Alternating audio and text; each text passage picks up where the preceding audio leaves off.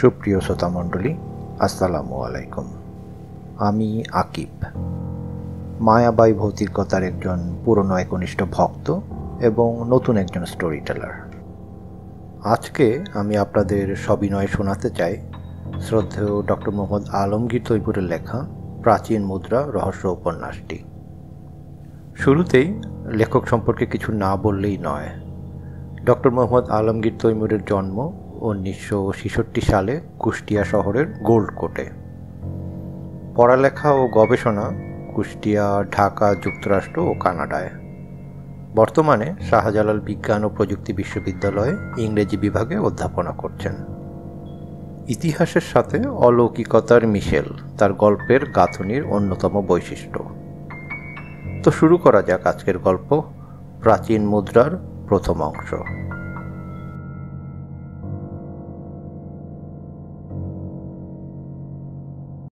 বামুন্দি বাস স্ট্যান্ডে যখন নামলাম তখন বাজে রাত 12টা 4। বাংলাদেশের পরিবহন মালিকেরা রোডে বাস নামায় জেলা হিসেবে। ঢাকা, সিলেট, চিটাগাং রুটে আসা যাওয়া করবেন নতুন মডেলের হিনো বাস, আর ঢাকা টু বামুন্দি রাস্তায় চলবে সব থেকে পুরনো ঝরঝরা টাটা মডেল। রেক্সিন ছেঁড়া, স্পঞ্জ বের হওয়া, সিটের লিভার ভাঙা, হেলান দিতে গেলে শুয়ে পড়তে হয়, সিটের পেছনের অংশ গিয়ে ঠেকে ব্যাক প্যাসেঞ্জারের গলায়। যাতে বেলাবেলি পৌঁছানো যায় সেজন্য আর্লি রওনা হয়েছিলাম, কিন্তু তারপরেও 7 ঘন্টা লেট।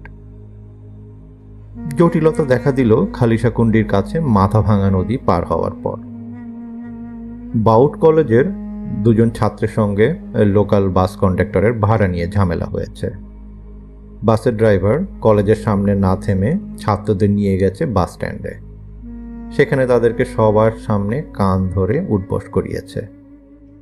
এরপর road block, DC, SP, local MP, ছাত্রদের অমুক সংগঠন, তমুক সংগঠন, মোটর শ্রমিক ইউনিয়ন, এসব করতে করতে দিন কাবার। 3 মাইল লম্বা গাড়ির লাইন।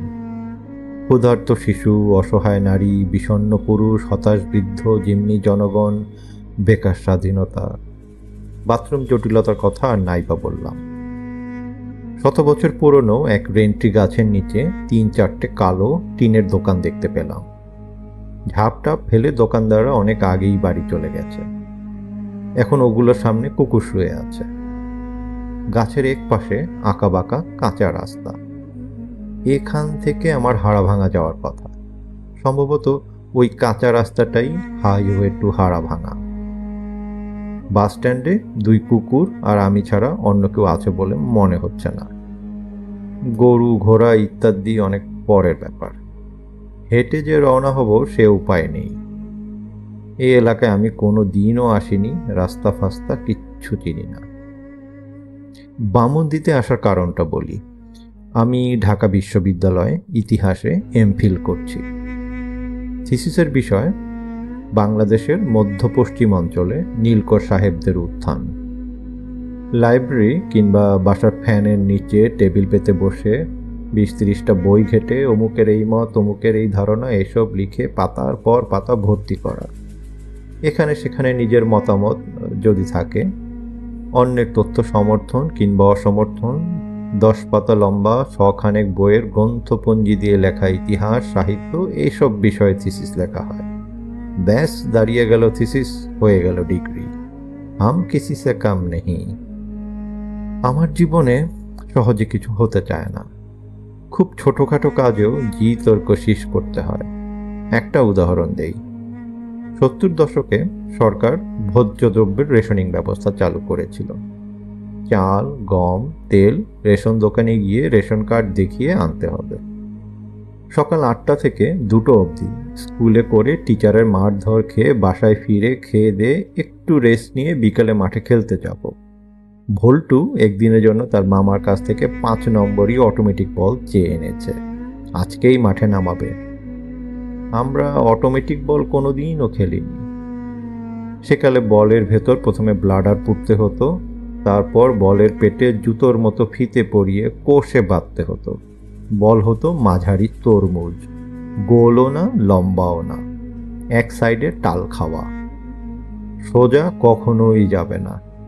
জোরে কিক দিলে 180 ডিগ্রি বাঁক নিয়ে কিকারের কাছেই ফিরে আসবে। বুমেরাংয়ের চরিত্র। কিন্তু না, এ স্বপ্ন পূরণ হবার নয়। আমাকে কার্ড হাতে, বগলে ছালা, মাথায় তেলের ঢপ নিয়ে যেতে হলো রেশন দোকানে। সেখানে আজদাহা সাপের মতো লম্বা লাইন, আমি লেজের মাথায়। 2 ঘন্টা পর আমি যখন আজদাহার ঠোঁটে কেরানির হাতে কার্ড ধরিয়ে দিব, ঠিক তখনই মালিক বলল, আজকের মতো রেশন শেষ। ফুড অফিস থেকে ডিও বের করে নতুন মাল আনতে হবে। 3 দিন পরে আসো। এই খগেন, দোকান বন্ধ কর। রেস্ট, খেলা, রেশন কোনোটিই হয়নি। জীবন খাতায় প্রতি পাতায় যতই লেখো হিসাব, নিকাশ কিছুই রবে না। মূল প্রসঙ্গে ফিরে আসি। আমার কপালে যে সুপারভাইজার জুটল, তিনি গাম্ভীর্যে ঈশ্বরচন্দ্র, কঠোরতায় আওরঙ্গজেব। যাই লিখি তার পছন্দ হয় না। সবই তো অন্যের কথা, তোমার নিজের বক্তব্য কোথায়? নিজের বক্তব্য আবার থাকবে কোত্থেকে? আমি কি ব্রিটিশ আমলে জন্মেছি রে বাবা, যে সব কিছু দেখে বসে আছি? মনে ভাবলেও এ কথা তাকে বলা সম্ভব নয়। আমরা মনে যা ভাবি, মুখে তার এক কণাও প্রকাশ করি না। করলে এই দুনিয়া খতম হয়ে যাবে একদিনেই। হিপোক্রেসি ছাড়া পৃথিবী অচল। শেষ অবধি অধ্যাপক বললেন, এক কাজ করো, নীলকুঠি এখনো যে কটা অবশিষ্ট আছে সেগুলো দেখে আসো। অনুপ্রেরণা পাবে, লিখতে সুবিধা হবে। নীলকুঠি তীর্থক্ষেত্র না যে অনন্তকাল ঠিকঠাক থাকবে। 250 বছর আগের সব বিল্ডিং ভেঙে চুরে চুরে ভেঙে কবেই বিলীন হয়ে গেছে। এগুলো কুঠিয়াল সাহেবরা বানিয়েছিল নদীর ধার ঘেঁষে। বেশ কিছু নদীই খেয়ে ফেলেছে। যেগুলো বাকি ছিল সেগুলোর কিছু জমিদাররা কিনে নিয়ে সংস্কার করে বসতবাড়ি বানিয়েছিল। বাকিগুলো থেকে স্থানীয় লোকেরা ইট, কাঠ, জানালা, দরজা ইচ্ছে মতো খুলে নিয়ে দফা শেষ করেছে। যশোর নদিয়া ছিল নীল চাষের প্রধান এলাকা। নীলকর সাহেবদের নিষ্ঠুরতার সীমা ছাড়িয়ে গিয়েছিল। কুঠিয়ালদের অত্যাচারের কাহিনী লোকের মুখে মুখে কিংবদন্তি হয়ে ফিরেছে যুগের পর যুগ। অনেক খোঁজ খবর করে শেষমেশ জানা গেল, মেহেরপুর জেলার গাংনী থানার হাড়াভাঙা গ্রামে একটা নীলকুঠির প্রায় অর্ধেকটা এখনো অক্ষত আছে। আমার বাড়ি ভাটি এলাকায়, ধুন্দলনাড়া গ্রামে। এই এলাকায় বাবার জন্মেও আসেনি, পরিচিতও কেউ নেই। শিক্ষা মন্ত্রণালয় থেকে ঠিকানা জোগাড় করে হাড়াভাঙা হাই স্কুলের হেডমাস্টারকে চিঠি লিখলাম। এই হেডমাস্টারই আমাকে বলে দেন এখানে কিভাবে আসতে হবে। এই এলাকা আগে নদিয়ার অংশ ছিল। সিরাজউদ্দৌলার মুর্শিদাবাদ এখান থেকে খুব বেশি দূরে নয়। মাঝরাতে এই বামন্দি বাস স্ট্যান্ডে এভাবে আমার একাকী দাঁড়িয়ে থাকার কথা নয়। খুব তাড়াহুড়ো করে চলে আসতে হয়েছে। কারণটা বলি, সন্ধ্যাবেলা শুনতে পেলাম সরকার হটানোর জন্য বিরোধী দল 96 ঘন্টার হরতাল ডেকেছে। হরতাল শুরু হবে 2 দিন পর। টানা 4 দিন গাড়ি চলাচল বন্ধ থাকবে। বিচ্ছিন্ন হবে সারা দেশের যোগাযোগ। এদিকে থিসিস জমা দেওয়ার শেষ তারিখ কাছে ঘনিয়ে এসেছে। হাতে সময় কম, যা করার করতে হবে এখনই। যাহা 52 তাহাই 53। সকালে বাসা থেকে বেরিয়ে শ্যামলী বাস ধরে আরিচা, দৌলদিয়া, মাগুরা, ঝিনাইদহ, কুষ্টিয়া হয়ে বামন্দি। পথে ফেরি পড়ল 2টো। কুষ্টিয়াতে বাস ঘণ্টাখানিক থেমেছিল। ঈশ্বরকে ধন্যবাদ, ওইখানকার হোটেলে ভাত খেয়ে নিয়েছিলাম।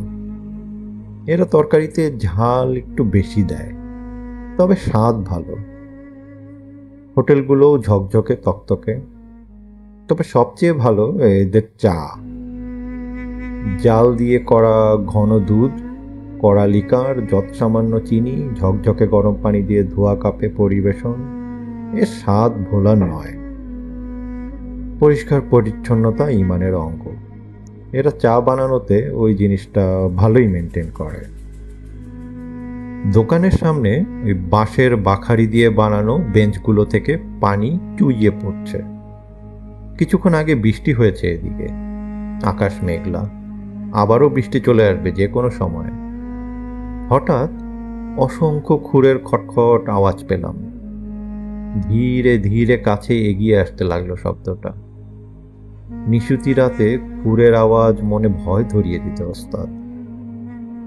শব্দটা আসছে বাঁ দিক থেকে। ডান দিকে তাকালাম, বাজারের শেষ মাথায় প্রকাণ্ড অশ্বত্থ গাছ চোখে পড়ল। গাছটার নিচে মাটি থেকে আন্দাজ ফুট 3 উপরে আগুনের ছোট্ট লাল একটা ফুলকির ওঠানামা লক্ষ্য করলাম। অগণিত খুরের চটছট ছটছট শব্দটা বাড়ছে তো বাড়ছেই। আগুন থাকলে তার পেছনে লোকও থাকবে। ফুলকির কাছে গিয়ে দেখি গাছের নিচে তাল তাল অন্ধকারে চাকা লাগানো কাঠের একটা বাক্সের ভিতরে বিড়ি টানছে লম্বা দাড়িওয়ালা বুড়ো একটা লোক। লোকটার কোমরের নিচ থেকে 2 পা নেই। বাজারে বাজারে ভিক্ষে করে। যে তাকে বাজারে রেখে গিয়েছিল সে এখনো ফিরে নিতে আসেনি। সম্ভবত তাড়ি ফাড়ি খেয়ে পড়ে আছে কোথাও। লোকটা জানালো তার নাম রমজান রাজাকার। রাজাকার হিসাবে এভাবে নিজেকে পরিচয় দিতে কাউকে কখনো দেখিনি। তো রমজান রাজাকারকে জিজ্ঞেস করলাম, এই খুরের শব্দ আসছে কোত্থেকে? গরুর দালালেরা গরু তাড়িয়ে নিয়ে যাচ্ছে খালিশাকুন্ডির হাটে। এই রাত দুপুরে? দিনে গেলে কি অসুবিধা? বাপুরে, এরা গরু কিনেছে 4 ক্রোশ দূরে জলঙ্গির হাটে। ওপারের গরুই বেশি। কোথাও থামলেই গরু শুয়ে পড়বে। 7-8 ঘন্টার আগে এগুলোকে আর ওঠানো যাবে না। গরুর সঙ্গে রাস্তায় শুয়ে থাকতে হবে তাদের মালিককেও। থামলে একেবারে থামতে হবে খালিশাকুন্ডির হাটে। গরু আর মালিক উভয় শুয়ে পড়বে ওখানে। তা আপনি এত রাতে কোত্থেকে? ঢাকা থেকে। ঢাকা তো অনেক দূরের পত্রে বাবা। তা যাওয়া হবে কোথায়? হাড়াভাঙা গ্রামে আজিজ হেডমাস্টারের বাড়ি। সে গ্রাম তো এখান থেকে অনেক পথ বাবাজি। বাজারের ঘোড়ার গাড়ি বিকেলের আগেই বন্ধ হয়ে যায়। হেঁটে যাওয়া যায় না? তা যাওয়া যাবে, তবে আপনি কি রাস্তা চিনবেন? চিনলেও এত রাতে যাওয়া ঠিক হবে না। মোড়ে মোড়ে সর্বহারা বসে আছে। পথিকের সর্বস্ব কেড়ে নিয়ে তাকে পিটিয়ে আধমরা করে ফেলাই তাদের জীবনের একমাত্র লক্ষ্য। মাঝে মাঝে মেরেও ফেলে। এখানে থানা পুলিশ নেই? থানা পুলিশ সবই আছে, তবে রাতে পুলিশ বের হয় না। তারা শুধু বের হয় দিনে। এখানকার দিনে এক সরকার, রাতে আরেক। স্বাধীনতার পর থেকেই এই অবস্থা। মনে হলো পা হারিয়ে রমজান রাজাকার এখনো স্বাধীনতা বিরোধী রয়ে গেছে। আপনি এত রাতেও এখানে বসে আছেন, বাড়ি যাবেন না? যেতে তো চাই, কিন্তু কিভাবে যাব? হাকিম হারামি সন্ধ্যার পরে আসার কথা, এখন পর্যন্ত খবর নেই। এই হারামির খুবই মেয়ে মানুষের নেশা। বাজে পাড়ায় গিয়ে বসে আছে। আমাকে আনা নেয়ার জন্য প্রতিরোজ 1 টাকা দেই। হারামি আমার কাছে আবার টাকা যেন চেতে আসে। সে যদি নাই আসে তো কি করবেন? সারা রাত এখানে বসে থাকবেন? তাছাড়া আর উপায় কি? লোক আর পাবো কোথায়? একবার কোরবানির ঈদের আগে ভিক্ষা করতে গেলাম খালিশাকুন্ডির হাটে। গরু ছাগলের বিরাট হাট। হাকিম আমাকে নামিয়ে দিয়ে সেই যে উধাও হলো, আর ফেরার নাম নেই। টানা 3 দিন পড়েছিলাম ওখানে। পয়সা পেয়েছিলাম অনেক, তবে পেশাব পায়খানায় যে কি কষ্ট। পরে বাড়ি ফিরেছিলাম ঘোড়ার গাড়ি ভাড়া করে। আমার কথা বাদ দেন, ভিখিরিদের কেউ মানুষ ভাবে না। আপনি এখন কি করবেন সেটা বলেন। আমি এখন কি করব সেটা আমিও যে ভাবছি না তা নয়। রাস্তায় বেরিয়ে সর্বহারাদের হাতে পড়ার চেয়ে গাছতলায় রমজান রাজাকারের সঙ্গে রাত কাটানো ভালো। বললাম, রাতটা তো মনে হয় আপনার সঙ্গে গাছতলা বসেই কাটাতে হবে। এত দূর থেকে এসে গাছতলায় সারা রাত পড়ে পড়ে কষ্ট করবেন? আর কোনো পথ তো নেই, আছে? আমার বাড়িতে রাতটা কাটাতে পারেন। এখান থেকে মাইলটাক দূরে। বাড়িতে আমি একাই থাকি। আপনি তো রাস্তাঘাট চেনেন না, আমাকে টেনে নিয়ে যেতে হবে। আপনাকে বলতে লজ্জা লাগছে, কিন্তু কোনো উপায়ও তো নেই। শেষমেশ রাত দুপুরে গ্রামে গঞ্জে ভিখিরির গাড়ি টানতে হবে। টিপটিপ বৃষ্টি শুরু হয়ে গেছে। গাছের পাতা চুইয়ে পানি পড়ে গা ভেজাচ্ছে। ক্লান্তিতে ভেঙে পড়েছে শরীর। এভাবে সারা রাত রমজান রাজাকারের সঙ্গে গাছতলায় বসে ভিজলে নিউমোনিয়া হয়ে যাবে। সম্পূর্ণ অপরিচিত জায়গা, অসুস্থ হলে দেখবে কে? ঠিক আছে, চলেন তাহলে। কোন দিকে যেতে হবে বলে দেন। রাস্তায় বেলে মাটি, কাদা থাকলে গাড়ি টানা অসম্ভব হতো। আমি রমজানের গাড়ির দড়ি ধরে টেনে নিয়ে যাচ্ছি। রমজানের হাতে আমার সাইড ব্যাগ। গাড়ির চাকার ঘর ঘর শব্দ, ইলশে গুড়ি বৃষ্টি, অন্ধকার রাত। ক্লান্ত শরীর নিয়ে টেনে টেনে পা ফেলছি। মনে পড়ল হাজারেক আরব্য রজনীর সিন্দাবাদের টেকোজিনের কথা। টেকো বসে থাকতো সিন্দাবাদের কাঁধে, আর রমজান বসে আছে 4 চাকার কাঠের গাড়িতে, দড়ি আমার হাতে। এমফিল ডিগ্রি নিতে গিয়ে আমাকে আর কত কি যে করতে হবে ভগবান জানেন। কিছুক্ষণ পর সব বাস্তবতা ভুলে গেলাম। মাটির দিকে তাকিয়ে গাড়ি টানছি তো টানছি, ব্যথায় টন টন করছে পিঠ, ঘামে ভিজে গেছে শরীর। মানব সমাজে দীর্ঘতম যাত্রার ইতিহাস ইউলিসিসের। 10 বছর লম্বা ট্রয়ের যুদ্ধ, তারপর 10 বছর ধরে বাড়ি ফেরা। সেই ইউলিসিসের যাত্রাও একদিন শেষ হয়েছিল। শেষ হলো আমার যাত্রাও। পথের ক্লান্তি ভুলে স্নেহ ভরা কোলে তব মা গো, বলো কবে শীতল হব। ভাগ্য ভালো, সর্বহারাদের সঙ্গে দেখা হয়নি। রমজানের বাড়ি মাটির, ছাদ খড়ের। তার যেটুকু যা এখন অবশিষ্ট আছে সেগুলোতে ট্রাকের চাকার টিউব লাগানো। 4 হাত পায়ে হামা দিয়ে বাড়ির দাওয়ায় উঠল রমজান। 1 রুমের বাড়ি। ঘরে যদি রমজান শোয় তাহলে আমাকে রাত কাটাতে হবে দাওয়ায়।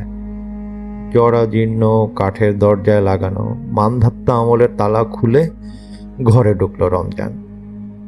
2টো কুপি জ্বালালো। ভিখিরিও ঘরে তালা ঝোলায়। রমজান আমাকে বলল বাড়ির উঠোনে পাতকুয়োতে গিয়ে হাত মুখ ধুয়ে আসার জন্য। আমি কুপি হাতে করে উঠোনে গেলাম। ফ্রেশ হওয়া দরকার। বৃষ্টি থেমে গেছে, সেই সঙ্গে বন্ধ হয়েছে এলোমেলো হাওয়া। কুপি নিভল না। কুয়োর চারি মাটি থেকে মাত্র 3 ফুট উঁচু। রমজান যাতে সহজেই পানি তুলতে পারে সেই জন্য এই ব্যবস্থা। ঠান্ডা পানিতে গোসল সেরে দাওয়ায় ফিরে এসে দেখি একটি রংচটা টিনের থালায় মোটা চালের ভাত আর লাল ডাটা চচ্চড়ি সাজিয়ে রমজান বসে আছে। আমাকে দেখে বলল, দুপুরে রান্না করেছিলাম, খেয়ে নেন। পত্রিকায় পড়েছি ওই ঢাকা শহরের ভিখিরিটা যখন দেশে যায় তখন সবচেয়ে বড় মাছটা কেনে। কিন্তু গ্রামগঞ্জের ভিখিরির জীবন করুণ। খুব সম্ভবত রাতে খাবে বলে রমজান ভাত তরকারি বাঁচিয়ে রেখেছিল, এখন ওটা দিয়ে আতিথেয়তা করছে। বললাম, আপনি খাবেন না? আমি আর এত রাতে খাবো না, যা আছে খেয়ে নেন, গরিব বললে ঘেন্না করবেন না। কিন্তু এত ভাত তো খেতে পারবো না, আরেকটা থাল নিয়ে আসেন, দুজনে ভাগ করে খাই। রমজান আর আমি ভাগ করে খেলাম। স্রেফ লবণ দিয়ে সেদ্ধ করা ডাটা, তেল পেঁয়াজ রসুনের কোনো কারবার তরকারিতে নেই। কোনো রকম কিছুটা খেয়ে হাত ধোয়ার জন্য উঠে পড়লাম। জিজ্ঞেস করলাম কুয়োর জল খাওয়া যাবে কিনা। রমজান বলল, জল পরিষ্কার, খেতে পারেন। হাত মুখ ধুয়ে দ্বিতীয়বারের মতো দাওয়ায় ফিরে দেখি রমজান আমার জন্য বিছানা সাজাচ্ছে। মাটির মেঝেতে খেজুর পাতার পাটি, তার উপর তেল চিটচিটে কাঁথা আর বালিশ। কাঁথা থেকে আষ্টে গন্ধ বেরোচ্ছে। এই কাঁথা বালিশে শোয়া অসম্ভব। কাঁথা বালিশ মাটিতে রেখে তার উপর পাটিয়ে বিছে শুয়ে পড়লাম। ক্লান্তিতে বুজে এলো চোখ, তলিয়ে গেলাম গভীর ঘুমে। সকালে ঘুম ভেঙে দেখি রমজান আমার পায়ের কাছে বসে পয়সা গুনে গুনে একটি কাঠের বাক্সে রাখছে। বাক্সের ডালা খোলা, নানান রকমের পয়সায় বাক্স ভর্তি। ঘরে তালা দেওয়ার কারণ তাহলে এই। দেখলাম বাক্সের কোনায় একটি তামার বড় পয়সা পড়ে আছে, অন্য সব কয়েন থেকে আলাদা ওটা। রমজানকে বললাম, কি পয়সা ওটা দেখি। কয়েনটা হাতে নিয়ে ভালো করে দেখলাম। ইস্ট ইন্ডিয়া কোম্পানির কয়েন, কলকাতা প্রেসিডেন্সি মিন্ট থেকে বানানো, 1818 সালের কয়েন ওটা। ইস্ট ইন্ডিয়া কোম্পানির 3টে প্রেসিডেন্সি ছিল, কলকাতা, বোম্বে আর মাদ্রাজ।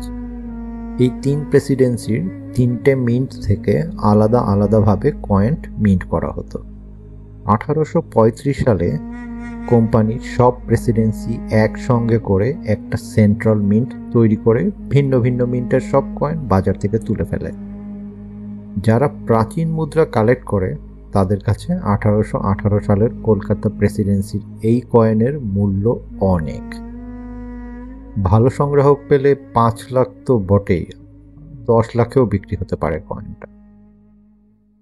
এই তথ্য রমজান রাজাকারের জানা নেই। তাকে জিজ্ঞেস করলাম কয়েনটা তার হাতে এলো কিভাবে। রমজান বলল, ওটা পেয়েছিলাম গন্ডগোলের বছর সাহারবাটিতে, পাকিস্তানি মিলিটারি বাংকার খোঁড়ার সময় 2 হাত মাটির নিচে। সাহারবাটি কোথায়? বাবাজি, এই এলাকায় যে নীলকুঠি আছে সেই কুঠির নাম সাহারবাটি। এতদিন ধরে এই পয়সাটা বয়ে বেড়াচ্ছেন, অন্য কেউ দেখেনি? কে আর দেখবে, পুরনো পয়সা, অচল মাল। মাটি খুঁড়তে খুঁড়তে পেয়েছিলাম, সোনার উপর টাকা হলে বেচে দিতাম, তামার পয়সা আর কি বেচবো। তবে পয়সাটা দেখতে ভালো, এই জন্যই কাছে রেখে দিয়েছি। ও আচ্ছা, ঠিক আছে, এই ধরেন আপনার পয়সা। কয়েনটা জায়গা মতো বেচতে পারলে রমজান রাজাকারকে আর কোনোদিনও ভিক্ষা করতে হবে না। তবে এই কথাটা বললাম না তাকে, এখনো ঢের সময় হাতে আছে। যে উদ্দেশ্যে এখানে আসা সেটা আগে সফল হোক, তারপর দেখা যাবে। রমজান রাজাকারের বাড়িতে নাস্তার কোনো আয়োজন চোখে পড়ল না, পড়লেও নাস্তা করার প্রশ্নই ওঠে না। ভিখিরির অন্ন ধ্বংস করার মতো বিবেকহীন এখনো হয়নি। বেলা চড়ার আগেই বেরোতে হবে। কুয়োতলায় গিয়ে হাত মুখ ধুলাম। মুখে না কামানো দাড়ি খচখচ করছে, ধুলো ভর্তি চুল ব্যথায় টন টন করছে কাঁধ। জল ভর্তি বালতি কুয়ো থেকে তুলতে গিয়ে দম বেরিয়ে যাওয়ার জোগাড়। যে বেটা রমজানকে দুবেলা টেনে নিয়ে যায় তাকে নমস্কার। দাড়ি শেভ করে গোসল সেরে নতুন কাপড় পরতে পারলে ভালোই হতো, কিন্তু এসব করার সময় পরিবেশ কোনোটাই নেই এখানে।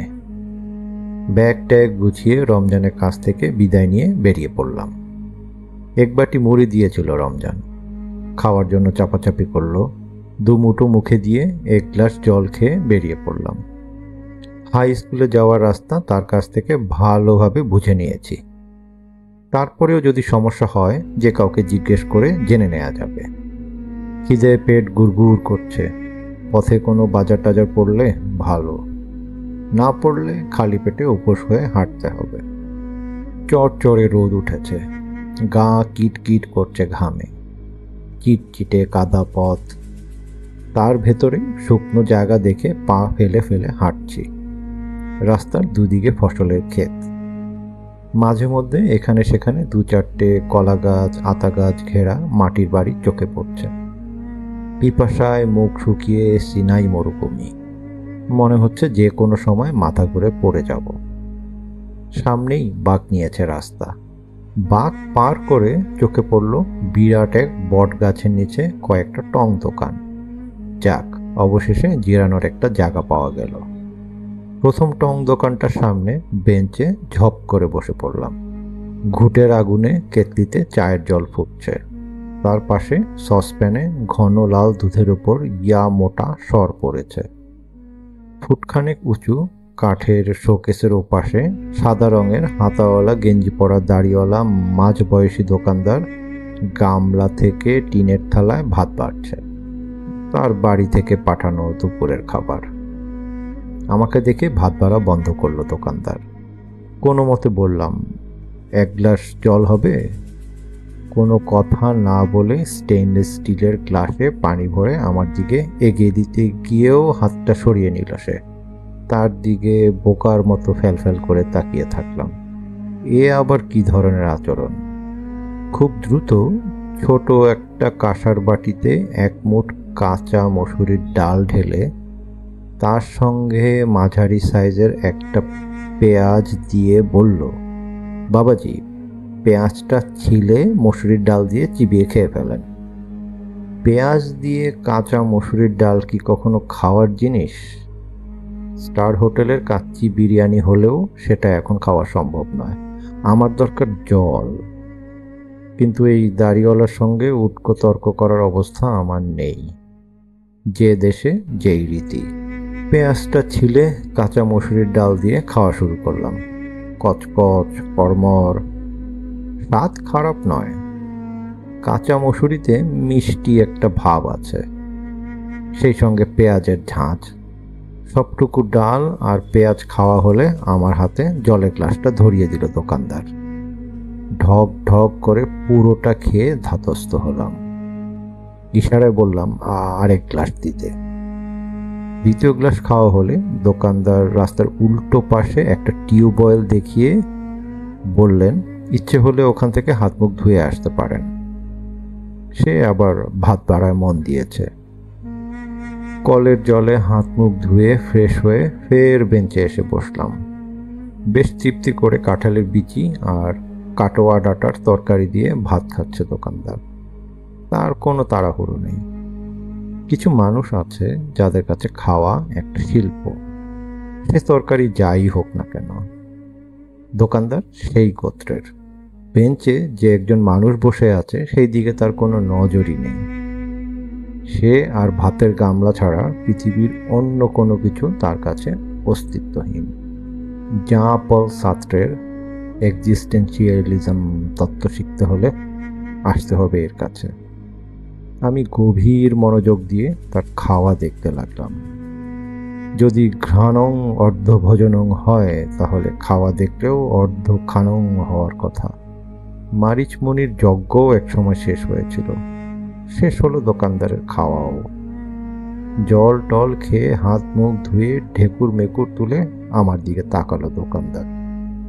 জিজ্ঞেস করলো, কি খাবেন? বললাম, যা হোক একটা কিছু দেন, আর দয়া করে তাড়াতাড়ি করেন। দোকানদার বলল, গ্রামাঞ্চলের বিস্কুট টিস্কুট ভালো না, তার চেয়ে মুড়ি আর খাগড়াই খান, গতকালকের বানানো, একদম ফ্রেশ মাল। খাগড়াইয়ের নাম কোনোদিন শুনিনি। তারপরে বললাম, দেন মুড়ি খাগড়াই দেন, তারপর চা দেবেন। খেয়ে বুঝলাম খাগড়াই জিনিসটা ফেনানো গুড় দিয়ে তৈরি। ভাতের একটা খই থাকে, খেতে স্বাদ আছে। বাতাসা ফাতাসা এর কাছে কিছুই নয়। তবে ঘন দুধ আর কড়া লিকারের যে চা খেলাম তার তুলনা বিরল। জিজ্ঞেস করলাম, দুধ এত ঘন হলো কিভাবে? দোকানদার বলল, জনাব, এটা মোষের দুধ। এদিকে সব চা মোষের মিষ্টি দুধের। চরাঞ্চলের মোষের বড় বড় খাটাল আছে, প্রচুর দুধ হয় সেই সব খাটালে। গরুর বাথানও আছে অনেক, তবে গরুর দুধের দাম বেশি। বাচ্চারা বুড়ো বুড়িরা গরুর দুধ খায়। মোষের দুধ বেশি ঘন, সহজে হজম হয় না। ভাই সাহেব, এখন বলেন, আপনি আমাকে জল না খাইয়ে মসুরির কাঁচা ডাল খাওয়ালেন কেন? প্রথমে ভেবেছি আপনি আশেপাশের কোথাও থেকে এসেছেন। পরে ভালো করে তাকিয়ে দেখি আপনার মুখ লাল, চোখ জবা ফুল, সারা শরীর ঘামে ভেজা। বুঝতে পারলাম রোদের ভেতর অনেক দূর হেঁটে এসেছেন।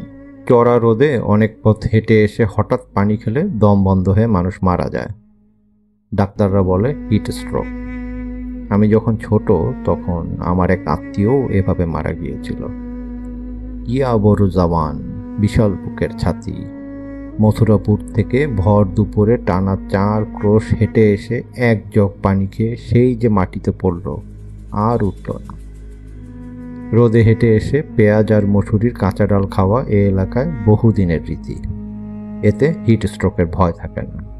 তা বাবাজি, কোথা থেকে আসা হয়েছে, আর যাবেনই বা কোথায়?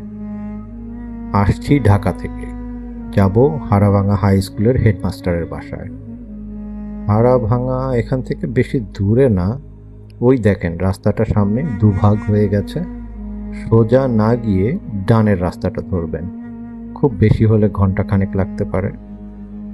আরেক কাপ চা খেয়ে দোকানদারের কাছ থেকে বিদায় নিয়ে হাঁটতে শুরু করলাম।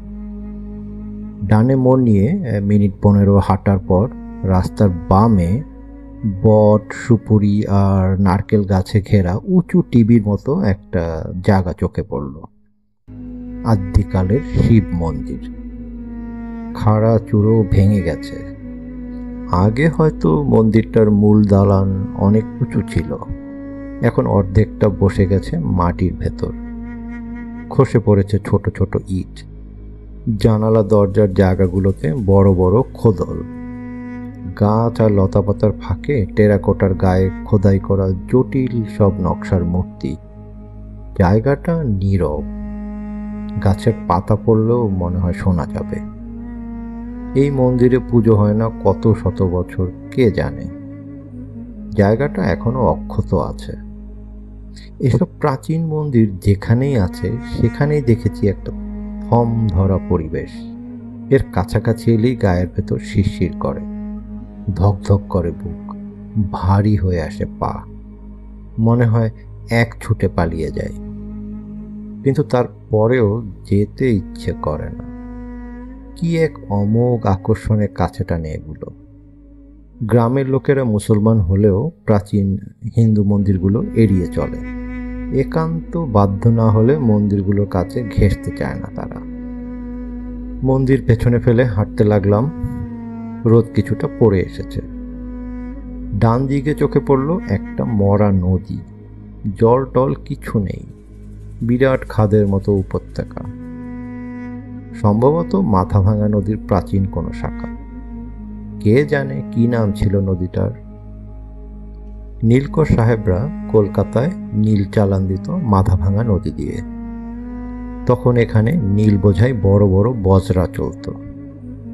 নীল চাষ বন্ধ হয়ে বজরায় ভরে নেওয়া হতো গাঁটকে গাঁট পাট। পদ্মার উজানে ফারাক্কা বাঁধ দেবার পর মাথা ভাঙার মাথা যেটুকু অবশিষ্ট ছিল সেটুকুও ভেঙে শেষ। শুকনো নদীর পাশ দিয়ে রওনা হয়ে গেলাম গাছের ছায়া ধরে। গন্তব্য এখনো অনেক দূরের সেই হাই স্কুল। বড় বড় আম ও নারকেল গাছে ঘেরা লাল রঙের দোতলা দালান, উল্টো এল প্যাটার্নের ব্রিটিশ আমলের দালান। সামনে সবুজ ঘাসে ঢাকা প্রকাণ্ড এক খেলার মাঠ। মাঠের উল্টো দিকে তেঁতুল, কদম আর জামরুল গাছের সারি। এলের ছোট বাহুটা রাস্তার উল্টো দিকে খাদের মতো মরা নদীটার পাশে। বড় বাহুটার মাথা শেষ হয়েছে রাস্তার কাছাকাছি এসে। দালানের মেঝে মাটি থেকে বেশ ওপরে। পুরো বারান্দা জুড়ে ধাপে ধাপে সিঁড়ি উঠে গেছে মেঝেতে। একতলা খিলান দেয়া চওড়া বারান্দা। কাঠের খড়খড়ি লাগানো জানালা দরজা সবুজ রং করা। মোগল আমলে সব দালানের রং ছিল হালকা গোলাপি, আর কংক্রিটের জালি নেটে ঘেরা ছাই রঙা খুপড়ি জানালা। কোম্পানি আমলের বিল্ডিংয়ের রং হলো কলোনিয়াল রেড, ইয়া বড় সবুজ রঙা দরজা জানালা। বাংলার আবহাওয়া গরম। সাহেবরা বুঝেছিল এখানকার দালানের বারান্দা 7 ফুটের কম চওড়া হলে তেরচা হয়ে আসা রোদ লেগে গরম হয়ে যাবে ঘর। সেই সঙ্গে বাড়াতে হবে ঘরের উচ্চতাও। তারা এক একটা ঘরের ছাদ তৈরি করলো কমপক্ষে 20 ফুট উঁচুতে। সাহেব সুবা বলে কথা। গ্রামগঞ্জের স্কুলে কোনো বাউন্ডারি ওয়াল থাকে না, এটারও নেই।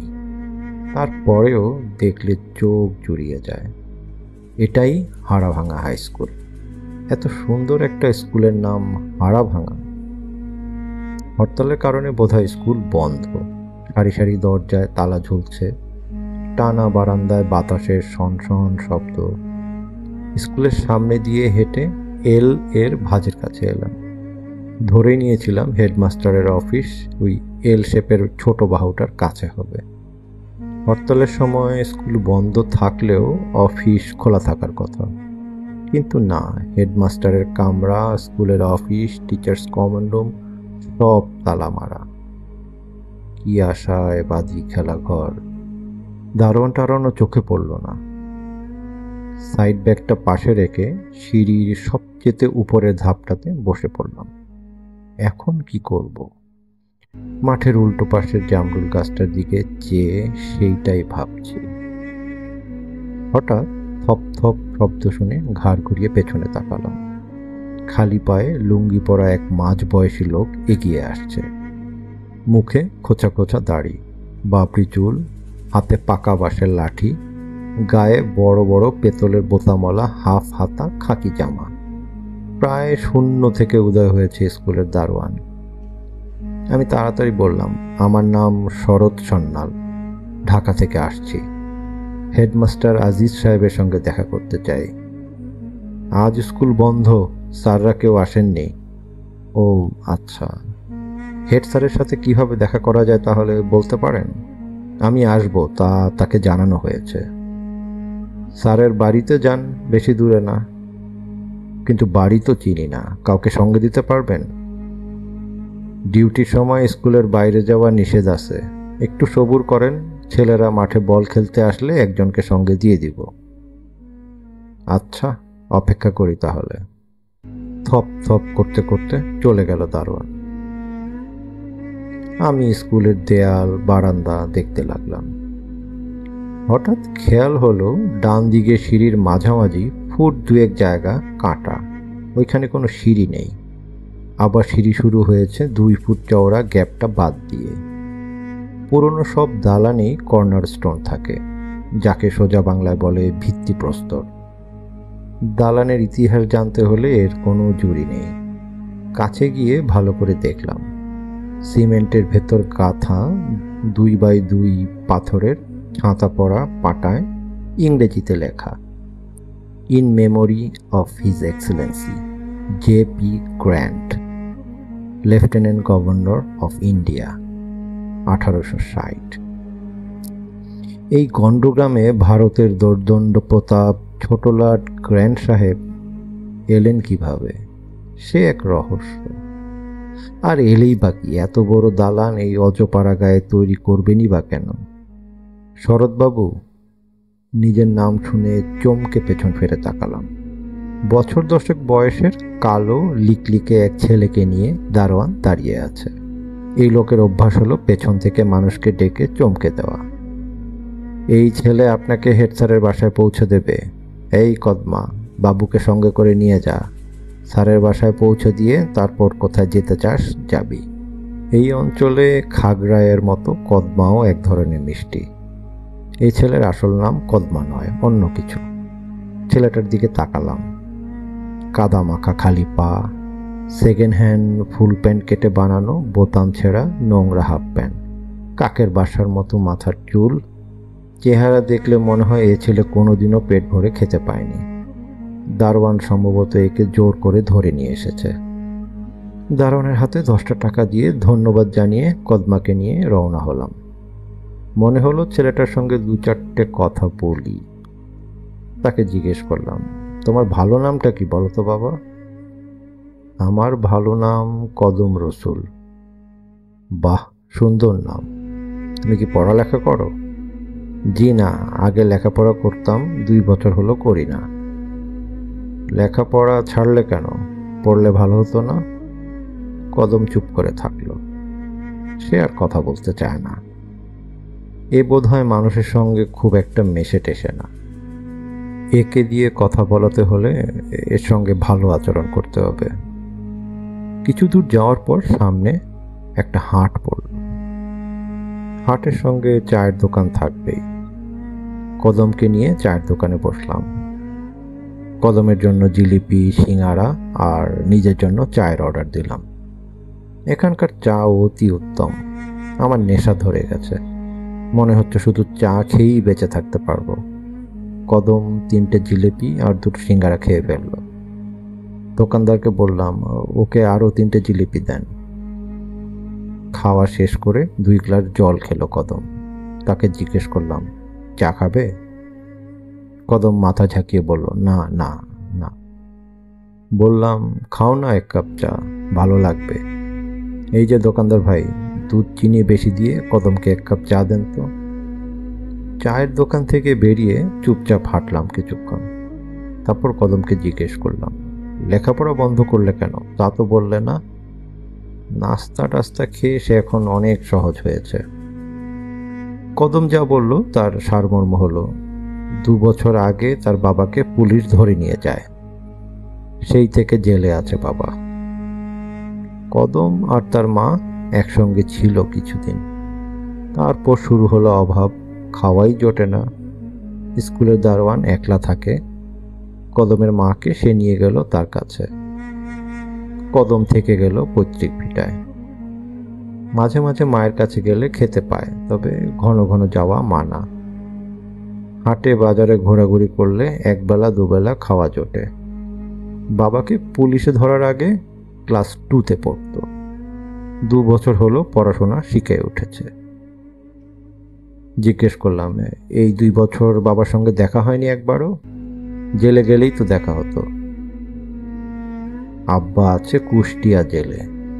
বামন্দি থেকে কুষ্টিয়ার বাস ভাড়া 3.5 টাকা, যেতে আসতে 7 টাকা। 7 টাকা কোথায় পাবো? মাত্র 7 টাকার জন্য 2 বছর হলো তোমার বাবাকে দেখতে পাওনি? বলো কি তুমি?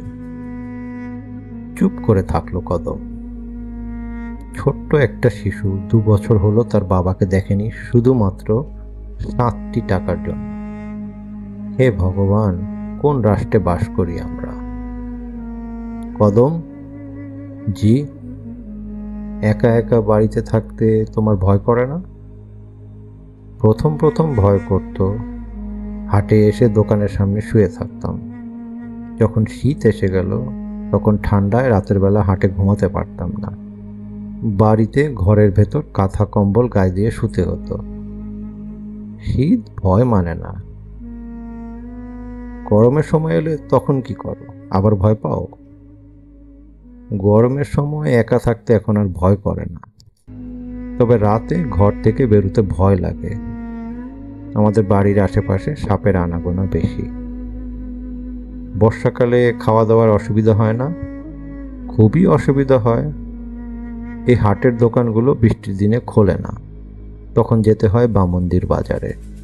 ওইখানে গেলে খাওয়া পাওয়া যায়। মনের চোখে দেখলাম সকাল থেকে ঝুম বৃষ্টি। ছোট্ট একটা ছেলে দরজা খুলে উঠোনের উপারে বাঁশঝাড়ের দিকে তাকিয়ে আছে। সারাদিনে কোথায় একবেলা খাওয়া পাওয়া যাবে? হয়তো আগের দিনেও খেতে পেয়েছে শুধু একবার। খিদে চনচন করছে পেট, আধার হয়ে আসছে চোখ। তোমার ভুবনে মাগো এত পাপ, নেই প্রতিকার। দেখতে যেমনই হোক এই ছেলের মাথা ভালো। আজিজ হেডমাস্টারের বাড়ির সামনে এসে গেলাম। গোল বারান্দাওয়ালা টিনের হাফ বিল্ডিং, প্রকাণ্ড ফুলের বাগানের ভেতর দিয়ে বারান্দা পর্যন্ত 4 ফুট চওড়া ইট বেছানো রাস্তা। আজিজ হেডমাস্টার অবস্থাপন্ন লোক। বাগান বিলাসে মোড়া ছোট্ট গেটের সামনে আমাকে রেখে উল্টো পথে হাঁটা ধরল কদম। বিদায় জানানোর সময় দিল না। এ ছেলে নিভৃতচারী, মানুষের সংসর্গ এড়িয়ে চলতে চায়। গোল বারান্দায় উঠে দেখি কোথাও কেউ নেই। সামনে একটা দরজা আছে ঠিকই, তবে কড়ায় তালা ঝুলছে। হাতলওয়ালা চওড়া কাঠের বেঞ্চ আর 2টো চেয়ার আছে বারান্দায়।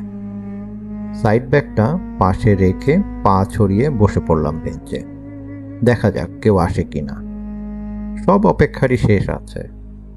বারান্দার পাশেই গন্ধরাজ গাছে থোকা থোকা ফুল ফুটেছে। মিষ্টি গন্ধ ছড়িয়ে আছে চারদিকে। ঘুমে জড়িয়ে এলো চোখ। জোর করে জেগে থাকার চেষ্টা করেও ফেল মেরে একসময় ঘুমিয়ে পড়লাম। ঘুম ভাঙলো কাঁধ ঝাঁকানিতে। চোখ মেলে দেখলাম তাল গাছের মতো লম্বা ঢ্যাঙা এক মিশকালো 50 ঊর্ধ্ব লোক শিঙের চশমার ভেতর দিয়ে আমাকে দেখছে। পরনে ফিনফিনে সাদা পাজামা পাঞ্জাবি, পায়ে পেছনে ফিতেওয়ালা চামড়ার স্যান্ডেল, ক্লিন শেভ, মাথায় ধবধবে সাদা চুল, বকের মতো লম্বা গলায় কণ্ঠার হাড় বেরিয়ে পড়েছে। যারা দীর্ঘদিন মাস্টারি করে তাদের ভেতরে এক ধরনের ব্যক্তিত্ব তৈরি হয়। ছালা লুঙ্গি পরে থাকলেও তাদেরকে আলাদা করে চেনা যায়। এ যে আজিজ মাস্টার তা বুঝে ফেললাম এক মুহূর্তেই। স্যার, আদাব। আদাব, কে আপনি? আমার নাম শরৎ সান্যাল, ঢাকা থেকে আসছি রিসার্চের কাজে। এখানে আসবো বলে আপনাকে চিঠি দিয়েছিলাম। ও, মনে পড়েছে। আপনি একটু বসুন, আমি ভেতর থেকে আসছি। আজিজ সাহেব ডান হাতে দরজার তালা খুলে ভেতরে ঢুকলেন।